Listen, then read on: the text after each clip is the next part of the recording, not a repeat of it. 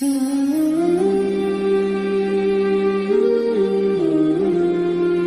biasa, inilah santri dari Indonesia yang pernah menggendong Nabi Khidir alaihi salam. Seperti yang kita tahu, bahwa Nabi Khidir adalah seorang nabi yang umurnya dipanjangkan hingga saat ini.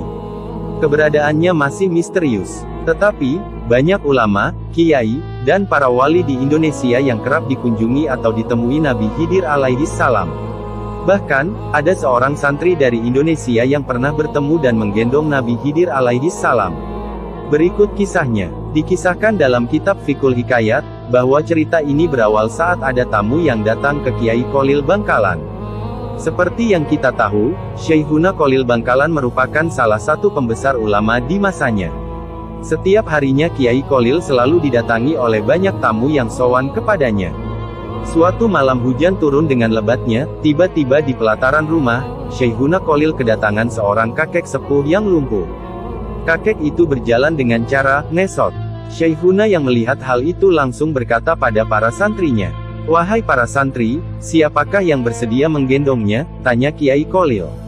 Salah seorang santri menjawab, "Saya bersedia wahai guru." Tanpa tanya lagi, sang santri kemudian menggendong orang tua tersebut menuju rumah Kiai Kholil. Ketika sampai di depan pintu rumah Syekhuna Kholil, langsung Kiai Kholil menyambutnya dengan penuh hormat dan takzim pada tamu sepuh itu. Keduanya lalu masuk ke dalam rumah dan melakukan dialog. Sementara santri tadi berada di luar. Ketika Syekhuna dan tamunya telah selesai berbincang-bincang, Syekhuna Kholil lalu keluar rumah dan berkata pada para santri, "Wahai santri-santri, siapakah yang bersedia menggendong tamuku ini sampai ke rumahnya?" tanya Kiai Kholil lagi. "Saya bersedia wahai guru," jawab santri yang sebelumnya menggendong tamu sampai ke depan pintu sebelumnya. Ketika santri itu pergi menggendong tamu sang guru, Syekhuna Kholil berkata kepada para santri yang lain, "Saksikanlah sesungguhnya ilmu-ilmuku sudah dibawa oleh dia, santri yang menggendong tamu," ujar Kiai Kholil. Setelah kejadian itu, barulah diketahui ternyata tamu Syekhuna Kholil yang sepuh serta lumpuh itu adalah Nabi Khidir alaihi salam. Sedangkan santri yang menggendong Nabi Khidir ternyata adalah Hadratus Syekh Kiai Haji Hasyim Asy'ari. Barokah dari peristiwa ini, akhirnya kemudian menghantarkan Kiai Hasyim Asy'ari menjadi seorang ulama yang alim, zuhud, karismatik, dan pendiri pondok pesantren Tebu Ireng di Jombang, Jawa Timur. Pondok pesantren itu juga termasuk salah satu pondok terbesar di Indonesia. Selain itu, Kiai Hasyim Asy'ari juga berhasil mendirikan ormas Islam terbesar di Indonesia bahkan terbesar di dunia, yang dikenal dengan nama Nahdlatul Ulama. Ormas Islam ini sangat moderat, dan memiliki pengikut terbanyak di Indonesia. Nahdlatul Ulama juga telah tersebar di berbagai negara di dunia, dengan didirikannya pengurus cabang istimewa Nahdlatul Ulama.